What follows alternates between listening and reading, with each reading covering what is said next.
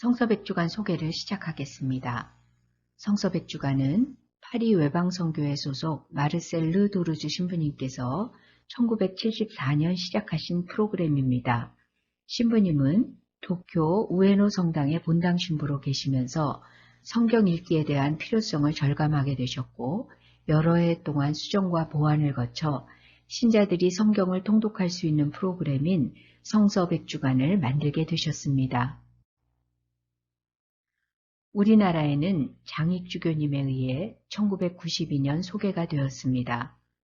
주교님께서는 1992년 2월 성서백주간 도움책 출간과 함께 장충동 분도회관에서 첫 설명회를 개최하셨고, 이어서 3월에 주교님께서 본당 신부로 계셨던 세종로 성당에서 처음 성서백주간을 시작하셨습니다.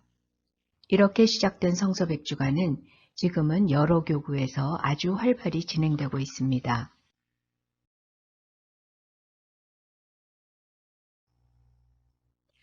성서백주간은 본당 신부의 관심과 동의하에 본당 신자들이 소그룹을 이루어 봉사자의 인도로 성경 전체를 120일에 약 3년에 걸쳐 읽고 묵상하고 나눔으로써 하느님의 말씀을 알아가고 하느님께 대한 믿음을 성숙시켜주는 프로그램으로 신자들의 개인 성화와 본당 공동체의 활성화를 지향하고 있습니다. 성서백주간은 창세기부터 요한묵시록까지 성경을 하나도 빠뜨리지 않고 다 읽는 것이 1차적 목적입니다. 성경 전체를 읽어나가면서 하느님의 말씀을 가까이 하여 그 말씀에 맞들이게 되고, 하느님 구원 역사를 이해할 수 있게 되어 구약을 통해 신약을, 또 신약을 통해 구약을 이해할 수 있게 됩니다. 궁극적으로는 신앙의 기쁨 속에 그 말씀을 실천하는 것이 성서백주간의 목적입니다. 성서백주간의 특징에 대해 살펴보겠습니다. 성서백주간은 다른 성경 모임과 달리 스스로 성경을 읽고 자신의 말로 복습과 묵상을 준비합니다. 그런데 성경을 한 번 읽어서는 복습과 묵상 준비를 해올 수 없습니다. 적어도 서너 번 정성껏 읽어야만 주간 모임 때 발표할 내용을 준비할 수 있으며, 이렇게 하느님 말씀을 곱씹어 읽어나가는 동안 하느님께서 우리에게 무슨 말씀을 하시는지 이해할 수 있게 됩니다. 성서백주간의 또 하나의 특징은 나눔입니다. 장익 주교님께서는 성경은 전달하시는 하느님과 거기에 화답하는 인간과의 관계를 기록한 것이다. 따라서 상황이 다른 사람들이 함께 읽고 나누는 것이 대단히 중요하며, 그때에 주신 말씀이 열매를 맺는다고 말씀하셨습니다. 하느님께서는 우리들을 더불어 같이 살 존재로 부르셨으며, 함께 모여 나눔으로써 말씀은 더욱 풍요로워지고 다른 사람의 묵상을 통해 내게 오신 하느님께 감사와 찬미를 드릴 수 있게 됩니다. 주간 모임에 대해 설명드리도록 하겠습니다. 주간 모임은 성경을 집에서 읽고 준비해 온 내용을 일주일에 한 번 모여 서로 나누는 시간입니다. 주간 모임은 7 내지 8명 정도의 소그룹으로 진행되며 1시간 30분을 넘지 않도록 권장하고 있습니다. 주간 모임에서는 그 주에 주어진 부분에 대한 묵상과 전주에 읽었던 부분에 대한 복습을 돌아가며 발표하게 됩니다. 주어진 부분의 성경을 읽을 때 도움책을 활용하도록 공고합니다. 도움책은 구약 2권, 신약 1권, 모두 3권으로 구성되어 있으며, 개인적 통독이 주관적 해석이나 편견으로 치우치지 않도록 이끌어주는 역할을 합니다. 도움책에는 매주 읽어올 부분을 알려주는 배분표와 성경을 이해하는 데 필요한 여러 가지 자료, 각 경전에 대한 간단한 설명과 주요점, 가르침 등이 수록되어 있습니다. 주간 모임은 시작기도, 복습, 묵상 나눔, 주님의 기도, 휴식, 예습, 마친 기도의 순서로 진행됩니다. 시작 기도와 마친 기도는 시편을 합송하거나 성가로 바칩니다. 배분표에 수록되어 있는 시편 기도를 바치면 좋습니다.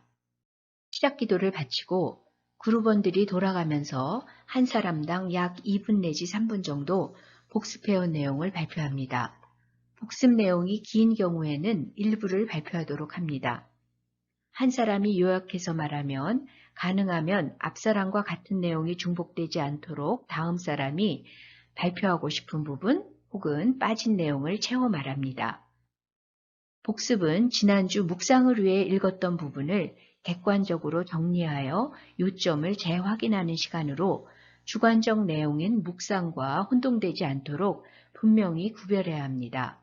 복습은 개개인에 따라 다양한 방법으로 할 수 있습니다.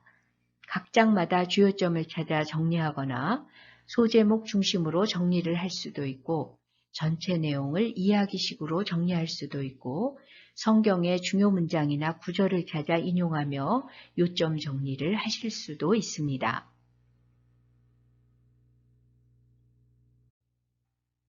복습이 끝나면 묵상해온 내용을 돌아가며 발표하게 됩니다.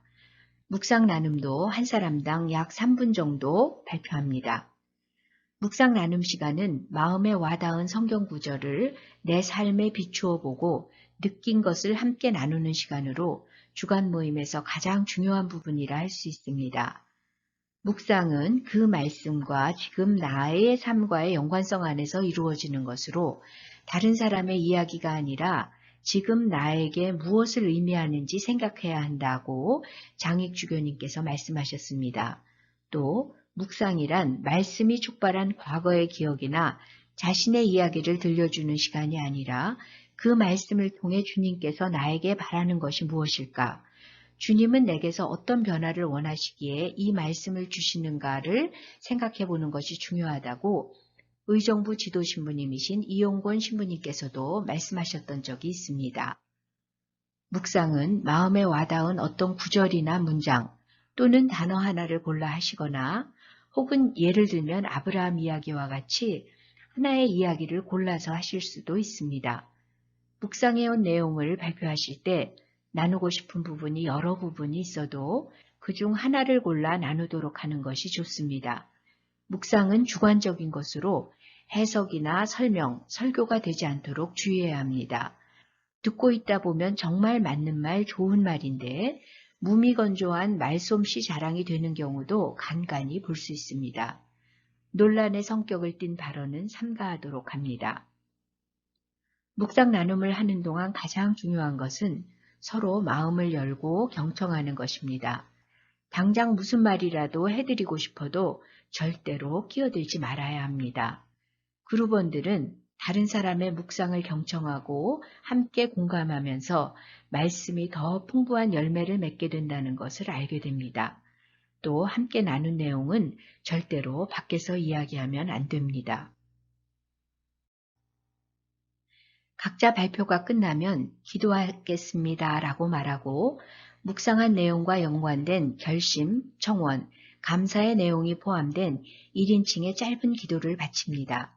기도는 호칭으로 시작하는 것을 권하며 무엇 해주소서, 무엇 하소서로 마칩니다. 기도 후 모두 함께 주님 저희의 기도를 들어주소서로 응답함으로써 한 사람의 기도가 모두의 기도로 비춰지게 됩니다. 묵상 발표가 끝나면 다 함께 주님의 기도를 합성합니다. 이어서 10분 정도 휴식 시간을 갖게 되는데 음료와 같은 간단한 간식을 준비하셔도 좋습니다. 서로 담소를 나누며 각자 출석부에 날짜를 기입하고 출석 도장을 찍거나 서명합니다. 봉사자는 공지사항이나 전달사항을 알려줍니다.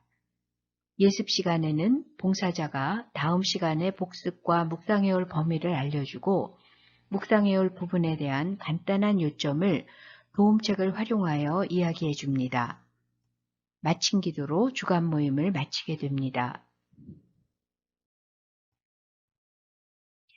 마지막으로 그루번들이 해야 할 일에 대해 말씀드리겠습니다. 성경을 읽기 전에 성령의 인도하심을 기원하며 기도합니다. 읽고 난 후에도 기도를 바칩니다. 출석부에 있는 성경을 읽기 전후의 기도를 바치면 좋습니다. 그루번들을 위해서도 기도합니다. 둘째, 그 주에 읽어야 할 성경을 정성 들여 읽습니다. 셋째, 반드시 복습과 묵상 나눔을 할 내용을 준비해 옵니다. 도움책을 함께 사용합니다.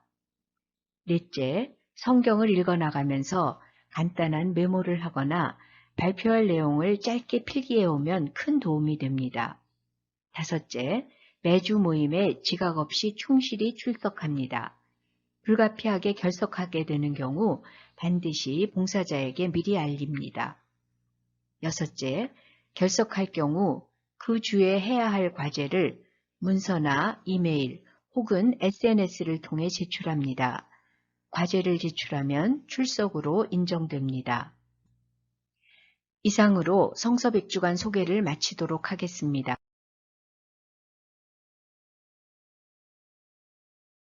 감사합니다.